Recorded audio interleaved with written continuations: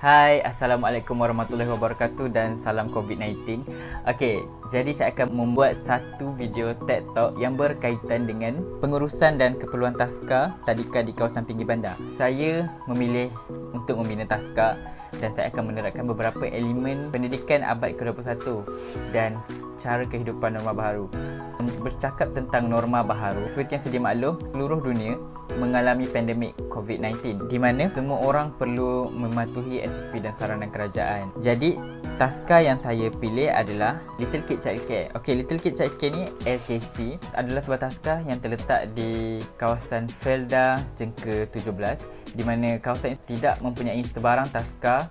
Jadi, saya mengambil peluang untuk membuka sebuah taska yang baru di situ. Objektif taska yang saya bina ini adalah membina emosi, akhlak dan spiritual kanak-kanak untuk melahirkan individu yang bersahsiah mulia, tenang, ceria, sopan santun, penyayang, berempati, adil dan mendalami nilai-nilai agama.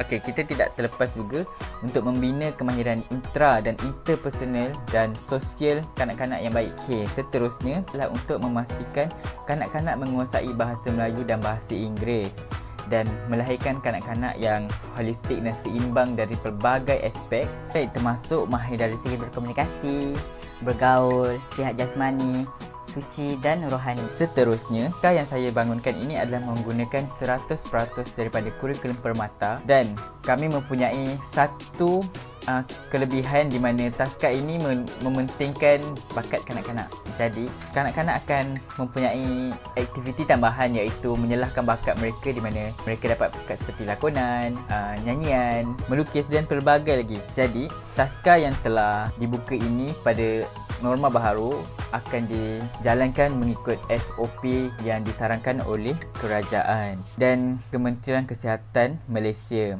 Okey, waktu operasi bagi taska selepas norma baharu adalah pada jam 7 pagi hingga 3 petang sahaja, di mana waktu kebiasaannya taska ini beroperasi pada jam 7 pagi hingga 6 petang. Seterusnya, mengikut saranan SOP kerajaan lah, di mana kapasiti waktu bekerja adalah 8 jam sahaja. Langkah-langkah pencegahan COVID-19 mengikut norma baharu adalah kita kena pastikan pengusaha, guru dan kaki tangan taska perlu disahkan bebas dari COVID-19. Okey, seterusnya, premis taska yang didirikan ini mesti dibersihkan dan dinyah kuman. Seterusnya, guru dan kaki tangan taska perlu diberikan latihan langkah-langkah kebersihan dan keselamatan serta pelaksanaan aktiviti.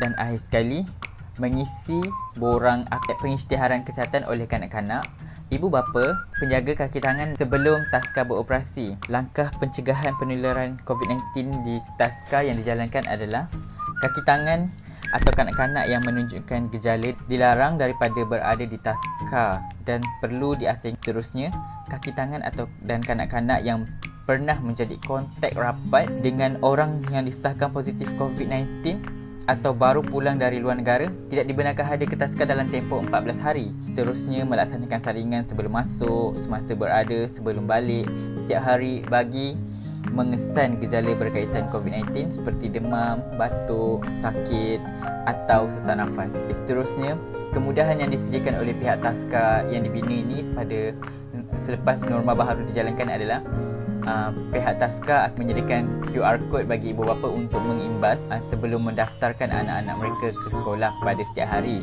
Pihak taska akan menyediakan gel pembasmi kuman sebelum dan selepas kanak-kanak melakukan aktiviti ataupun masuk ke dalam taska. Seterusnya, ibu bapa yang menghantar kanak-kanak perlu memakai pelitup separuh muka sebelum memasuki premis taska. Seterusnya, kanak-kanak juga perlu memakai pelitup sewaktu datang ke taska pada pagi-pagi. Jadi, terusnya sepanjang aktiviti juga, kanak-kanak diberikan ruang dan pengasingan mengikut saranan dan SOP prosedur standard yang dikeluarkan oleh KKM, iaitu jarak meja sejauh 1 meter untuk memastikan tiada kontak fizik yang dijalankan. Dan akhir sekali, sebelum kanak-kanak masuk ke dalam premis taska, mereka mengesan suhu badan, dan suhu badan yang melebihi 37.5 darjah Celsius tidak dibenarkan dan perlulah dihantar pulang untuk membuat ujian kesihatan. Sekian, terima kasih.